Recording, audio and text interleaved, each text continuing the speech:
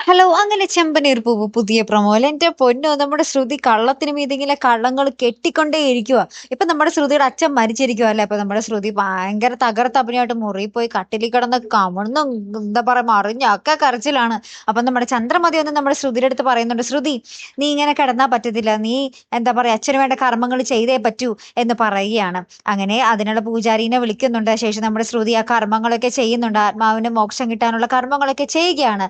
അപ്പൊ ഇതെല്ലാം കഴിഞ്ഞിട്ട് ബലികർമ്മമൊക്കെ കഴിഞ്ഞിട്ട് നമ്മുടെ പൂജാരി തിരികെ പോകുന്ന സമയത്ത് അദ്ദേഹം നമ്മുടെ ചന്ദ്രമതിയോട് ചോദിക്കുന്നുണ്ട്, "ഇത് എത്ര ദിവസം കൂടി നിങ്ങക്ക് ബലിയിടാനാ നിങ്ങള് നോക്കുന്നേ?" എന്ന് ചോദിക്കുമ്പോൾ നമ്മുടെ ചന്ദ്രമതി പറയുന്നുണ്ട്, "3 ദിവസം ബലിയിടുന്നുണ്ട്. അപ്പൊ 3 ദിവസം നിങ്ങള് താങ്കൾ ഇവിടെ വരണം" എന്ന് പറയുകയാണ് ട്ടോ. അപ്പൊ നമ്മുടെ സച്ചി അപ്പോഴത്തേക്കും പറയുന്നുണ്ട്, അവിടെ രേവതി പറയിപ്പിക്കുന്നതാ ട്ടോ. സച്ചി പറയുന്നുണ്ട്, "3 ദിവസമല്ലമ്മേ, 41 ദിവസം ബലിയിടണമെന്നാ. എന്നാലേ ചില ആത്മാക്കൾക്ക് മോക്ഷം കിട്ടൂന്ന്. എന്തായാലും അത് ആത്മാക്കൾക്കും നല്ലതാണ്. അപ്പൊ എന്തായാലും അത് തന്നെ ചെയ്യാം" എന്ന് പറയാട്ടോ. അപ്പൊ നമ്മുടെ ശ്രുതി ഇത് കേട്ടിട്ട് ആകെ ദേഷ്യം പിടിച്ചിങ്ങനെ ഞെട്ടി നിൽക്കുന്ന രംഗങ്ങളാട്ടോ കൂട്ടുകാരെ ഏറ്റവും ഒടുവിൽ നമുക്ക് കാണുവാൻ സാധിച്ചതേ. അപ്പൊ നമ്മുടെ ശ്രുതിക്ക് ഇനി വരുന്ന 41 ദിവസവും 8ന്റെ പണി എന്നർത്ഥം അല്ലെ.